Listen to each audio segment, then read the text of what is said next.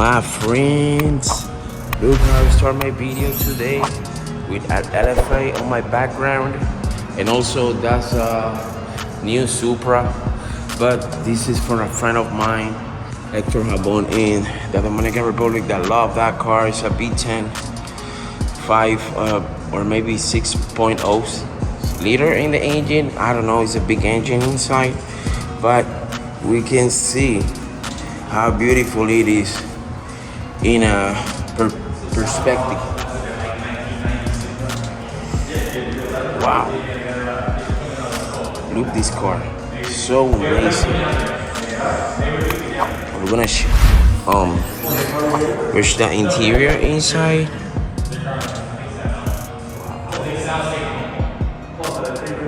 My God, so great.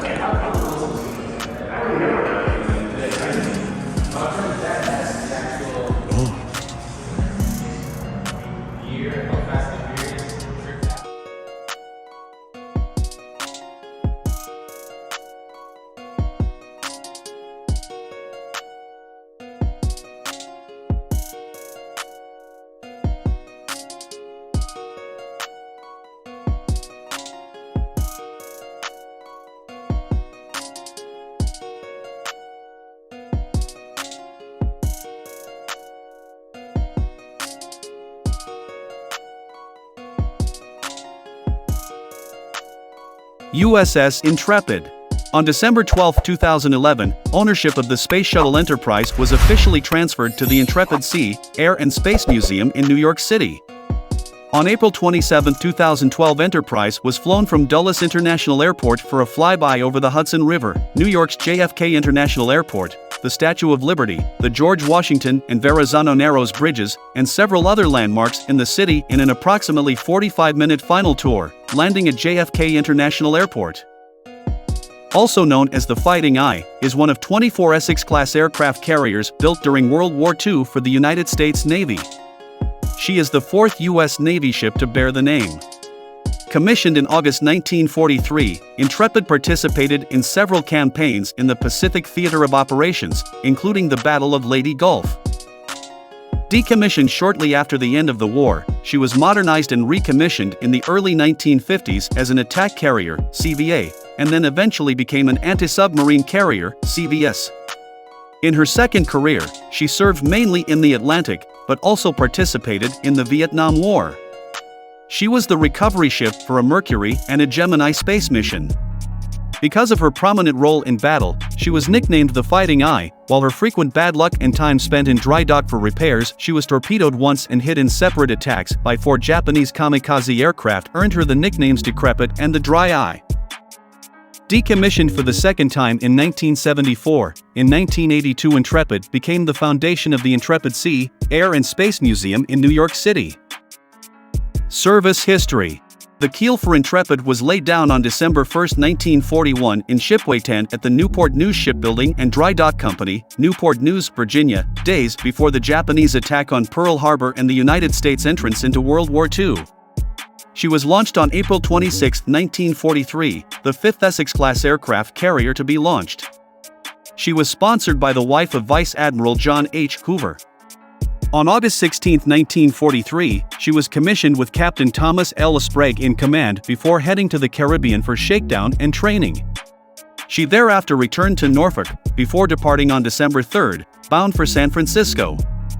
She proceeded on to Pearl Harbor, Hawaii, arriving there on January 10, where she began preparations to join the rest of the Pacific Fleet for offensive operations against the Imperial Japanese Navy.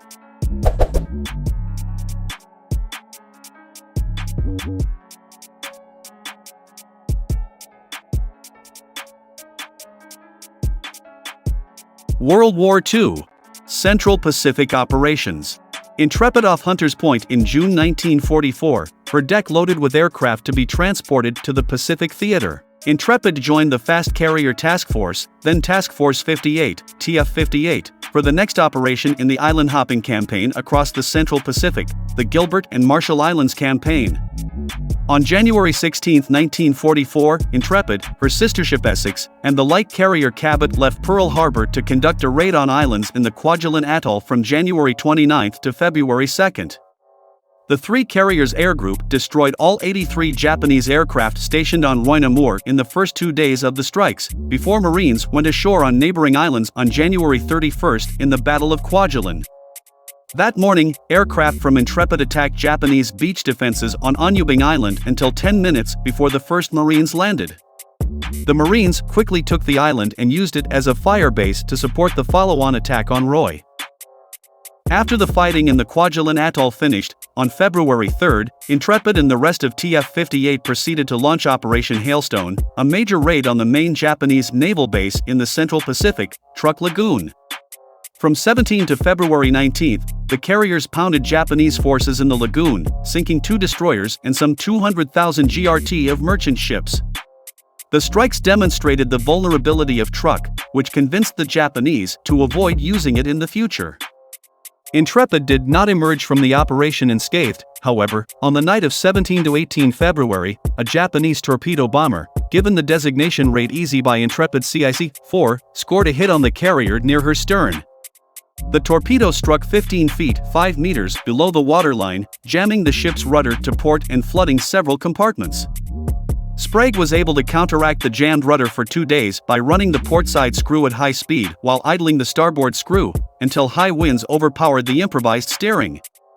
The crew then jury-rigged a sail out of scrap canvas and hatch covers, which allowed the ship to return to Pearl Harbor, where she arrived on February 24. Temporary repairs were effected there, after which Intrepid steamed on March 16 to Hunters Point Naval Shipyard in San Francisco for permanent repairs, arriving there 6 days later. The work was completed by June 9, and Intrepid began 2 months of training around Pearl Harbor.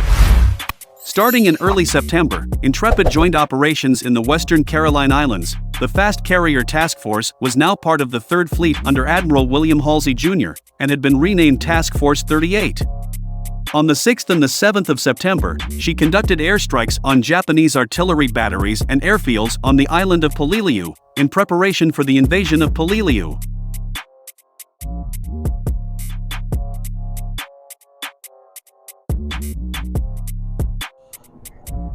Haha, look the background behind me, guys.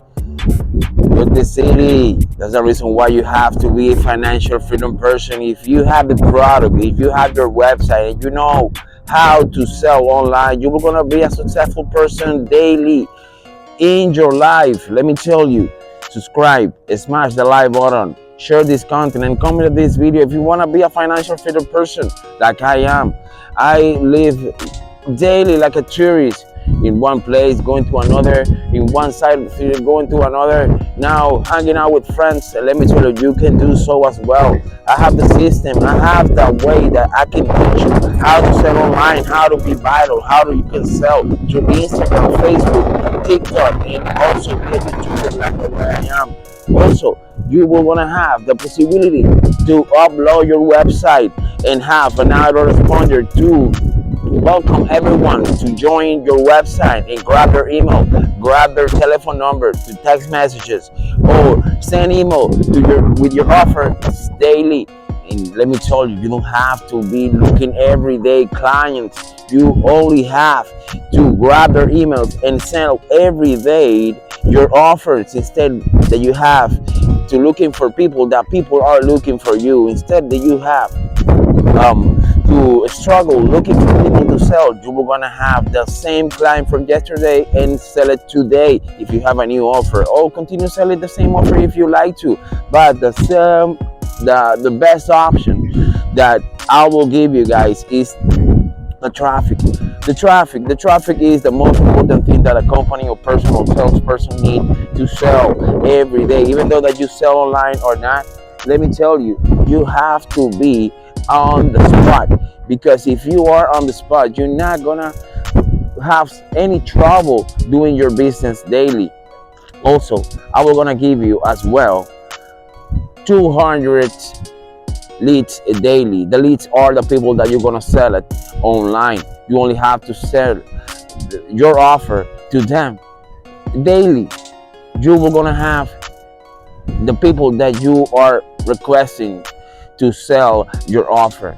So let me tell you, You're gonna have the system gonna teach you how to sell online, how to sell on Instagram, Facebook, TikTok, and also be a YouTuber to drive traffic from YouTube, Instagram, TikTok, and Facebook to your website. Also, you will going to have the possibility to upload your website and also have an autoresponder to grab their emails and also tell people about that you're gonna sell online your offer daily. So you're gonna have the 3 step, 1, 2, 3 to be successful online. It's just only you have to take action, and that's it, and do so like that way I'm doing right now. Like tell you guys, with this type of background, I'm never gonna let you be hurt. That's the reason why I took the decision to be a financial freedom person here at New York City, because everyone's deserve to live in a city like that. But let me tell you how to live in a city like this is with money. Money helps everyone to be happy and happier every day. So smash the like button, take a decision to be a financial freedom person, and you are gonna have everything in life that you need. Remember, everything that you need in life, somebody has that thing out there. All you have to do is step up and look for it. Have a good one.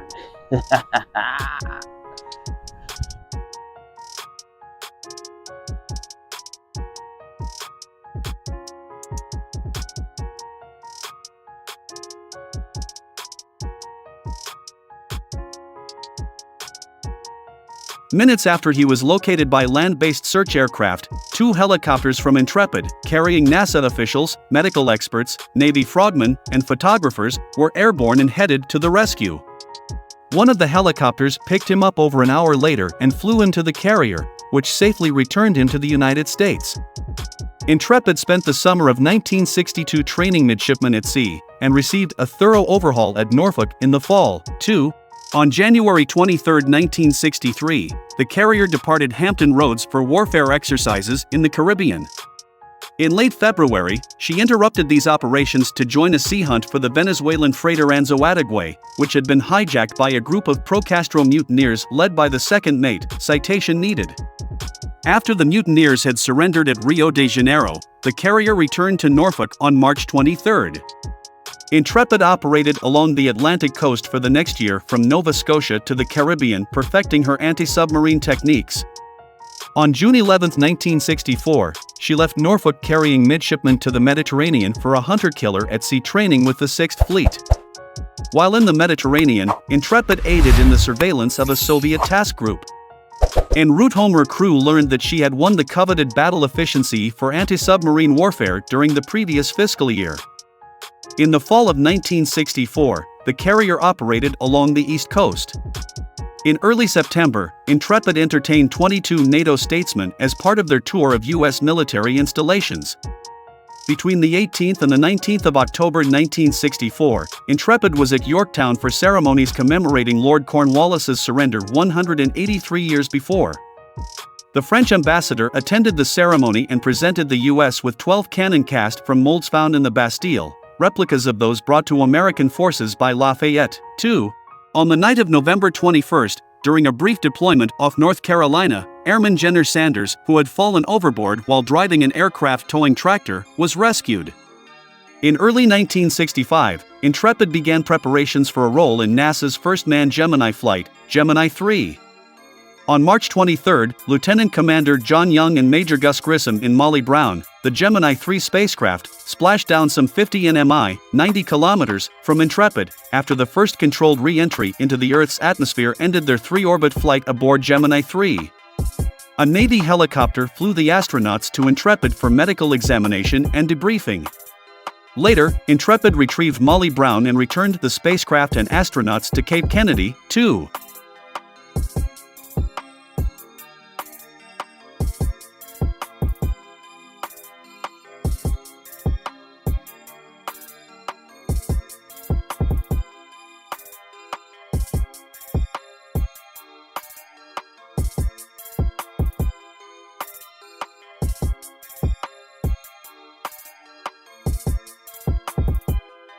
1965 to 1974. Intrepid operating as an auxiliary attack carrier off Vietnam, 1966. After this mission, Intrepid entered the Brooklyn Navy Yard in April for a major overhaul to bring her back to peak combat readiness. This was the final fleet rehabilitation and modernization job performed by the New York Naval Shipyard, Brooklyn, New York, which was scheduled to close. In September 1965, Intrepid, with her work approximately 75% completed, eased down the East River to moor at the Naval Supply Depot at Bayonne, New Jersey, for the completion of her multi-million-dollar overhaul. After builder's sea trials and fitting out at Norfolk, she sailed to Guantanamo Bay, Cuba on a shakedown cruise.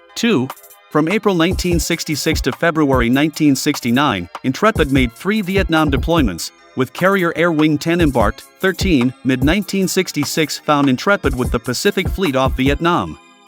9 A-4 Skyhawks and 6 A-1 Sky Raiders, loaded with bombs and rockets, were catapulted in 7 minutes, with only a 28-second interval between launches. A few days later, planes were launched at 26-second intervals. After 7 months of service with the United States 7th Fleet off Vietnam, Intrepid returned to Norfolk, having earned her commanding officer, Captain John W. Fair, the Legion of Merit for combat operations in Southeast Asia. On October 9, 1966, Lieutenant, Junior Grade William T. Patton of VA-176 from Intrepid, flying a propeller-driven A-1H Sky Raider, shot down 1 MiG-17. For the action, Lieutenant J.G. Patton was awarded the Silver Star. Intrepid operating in the Mediterranean in the 1970s. In 1969, Intrepid was home-ported at Naval Air Station Quonset Point, Rhode Island, relieving Yorktown as the flagship for Commander Carrier Division 16. In the fall, the ship was run aground by Captain Horace E. Moore, but was freed within 2 hours. From April-October 1971, Intrepid took part in NATO exercises and made calls in the North Atlantic and Mediterranean ports of Lisbon, Plymouth, Kiel, Naples, Cannes, Barcelona, Hamburg, Copenhagen, Greenock, Rosyth, Portsmouth, and Bergen. During this cruise, submarine detection operations were conducted in the Baltic and at the edge of the Barents Sea above the Arctic Circle, under close scrutiny of Soviet air and naval forces.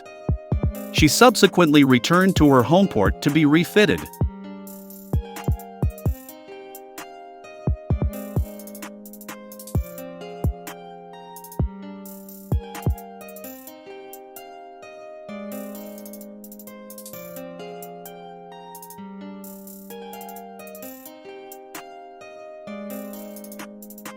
Preservation as museum ship. In 1976, Intrepid was moored at Philadelphia Naval Shipyard in Philadelphia and hosted exhibits as part of the United States bicentennial celebrations. Plans originally called for Intrepid to be scrapped after decommissioning, but a campaign led by Michael D. Piccola, president of the nonprofit organization Odysseys in Flight, saved the carrier and established it as a museum ship. In August 1982, the ship opened at Pier 86 on the Hudson River in New York City as the Intrepid Sea, Air and Space Museum. 4 years later, Intrepid was officially designated as a National Historic Landmark. Over the years, Intrepid hosted many events including wrestling, press conferences, and parties, and served as the FBI Operations Center after the September 11, 2001 terrorist attacks. 2006 to 2008 renovation. The Intrepid Museum operated a fund for its restoration, raising over $60 million to refit Intrepid, to improve its exhibits for visitors, and improve Pier 86. In early July 2006, it was announced that Intrepid would undergo renovations and repairs, along with Pier 86 itself. It closed on October 1, 2006, in preparation for being towed to Bayonne, New Jersey, for repairs, and later Staten Island, New York, for renovation and temporary docking.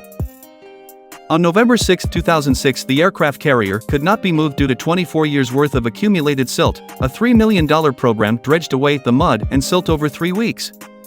On December 5, 2006, Intrepid was removed from its pier and was towed to Bayonne. At Staten Island, Intrepid received an $8 million interior renovation. The forecastle, commonly known as the anchor chain room, general berthing quarters and the ship's machine shop were opened to the public for the first time. The hangar deck layout and design were improved. Around 1,200 tons of steel were removed and 339 epoxy-coated steel pilings 60 to 183 feet long were installed. 7,000 gallons of paint were used to repaint the interior, hull, towers, and decks. Total cost of the renovation was $120 million, $55 million for the ship and $65 million for Pier 86. The carrier was towed back into place on the Hudson River on October 2, 2008 and reopened to the public on November 8. Since 2008, on December 12, 2011, ownership of the Space Shuttle Enterprise was officially transferred to the Intrepid Sea, Air and Space Museum in New York City, 23, 24, 25. On April 27, 2012, Enterprise was flown from Dulles International Airport for a flyby over the Hudson River, New York's JFK International Airport, the Statue of Liberty, the George Washington and Verrazano Narrows bridges, and several other landmarks in the city in an approximately 45-minute final tour, landing at JFK International Airport.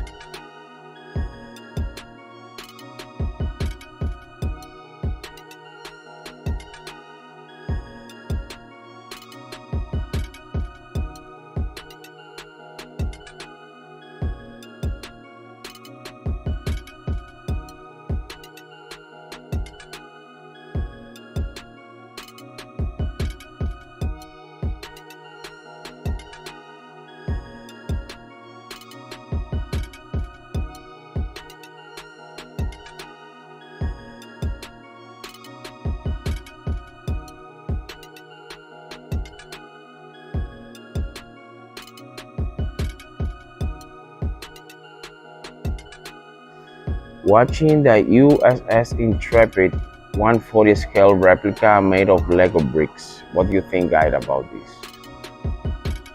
Guys, looks incredible. Look. Looks like the real one.